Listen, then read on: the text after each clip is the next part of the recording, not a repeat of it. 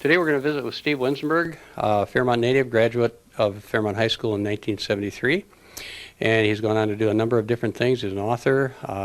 He's currently a communications professor at Grandview College in Des Moines, Iowa. And I think Steve will start out and just ask you a little bit about your background and your ties to Fairmont. Kind of think back to the past a little bit. Sure. The Winzenburg family was in Fairmont for about 100 years, and my great-grandparents were here. My grandparents lived here for many years, and they owned the Winzenburg elevator, which was one of the main elevators downtown.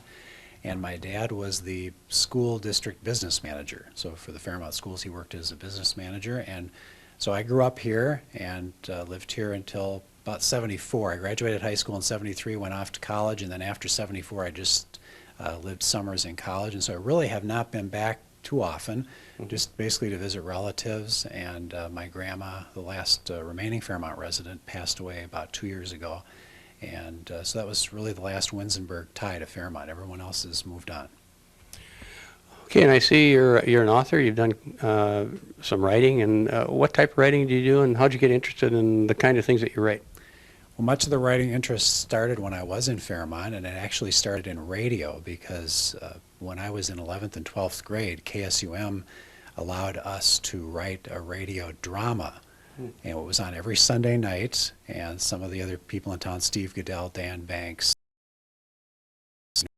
we got together every Sunday night and did a live radio drama on KSUM for our senior year.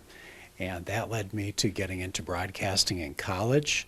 And from there, I expanded into not just radio, but also doing other things like television, newspapers. I did write for the Sentinel for a while when I was here in high school. I wrote for the sports section of the Sentinel. And just ended up, after a number of years in the business, decided to go back to grad school, get my degree, and go into college teaching. And since then, I've been doing both college teaching and staying involved in media, particularly in radio. And at some point during those college years, I decided I needed to not just write articles, because I was doing a lot of articles for magazines, but also needed to put some books together because I was finding that many of the areas I was interested in didn't have books. And so I decided to do the research and put those together. So you're kind of a pioneer in this kind of writing as far as like watching TV talk shows and TV's greatest sitcoms and those kinds of things? Well, in some of the areas, the thing I'm probably best known for is for my research on TV preachers. And that's the original book that I published back in the late 80s. When I was in the University of Minnesota, I did research on TV preachers like Jim Bakker and Pat Robertson. And then when the big PTL scandal exploded in 1987, many of the viewers will remember the PTL scandal, I was the only person who had ever done any research on Jim Bakker. And therefore, that started a lot of interest. I was on most of the national talk shows, in all the magazines and newspapers. And then that died down after a couple of years, and there really hasn't been a lot of interest in that, even though I've continued my research in that.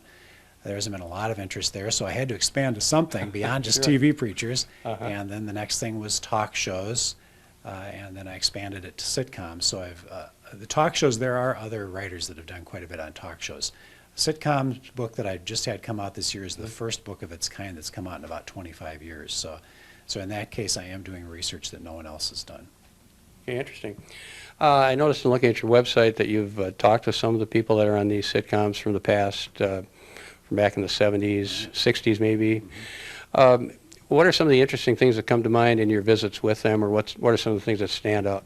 Many of the stars and even some of the producers and writers of the shows I talked to in order to put this book together. And probably the thing that I noticed the most about talking to sitcom stars is that none of them thought they were doing anything of any significance when they did their sitcom. It was just a job. People have said that to me over and over.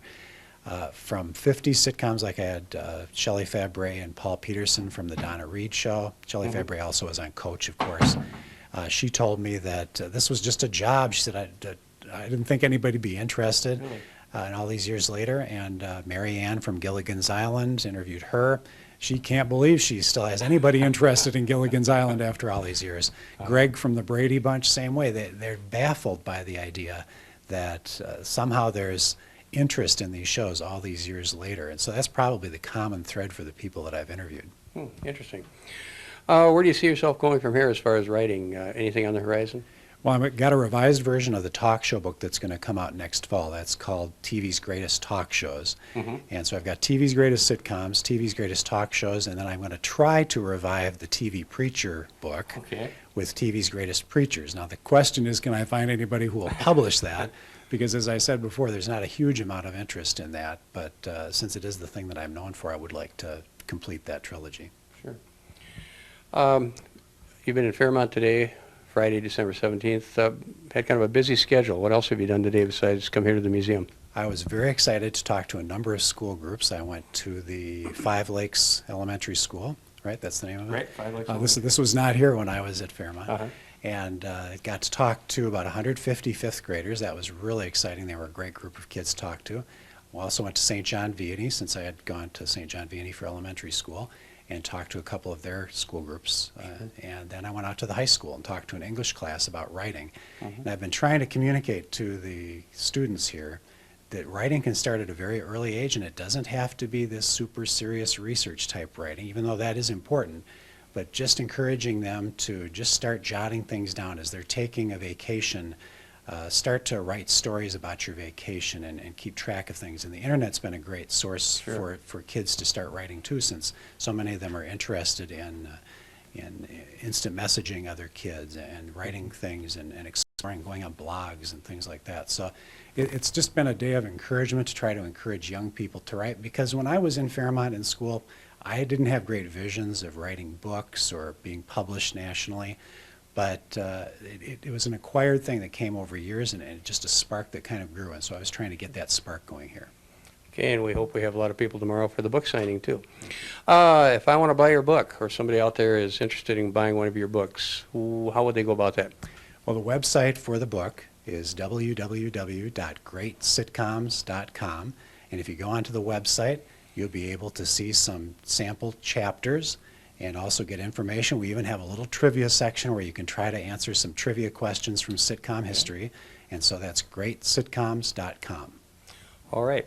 Well, thank you very much, Steve. Appreciate having you stop, and look forward to the book signing tomorrow. And good luck in the future. Thank you. This is Lenny Tvedten for Hometown Focus.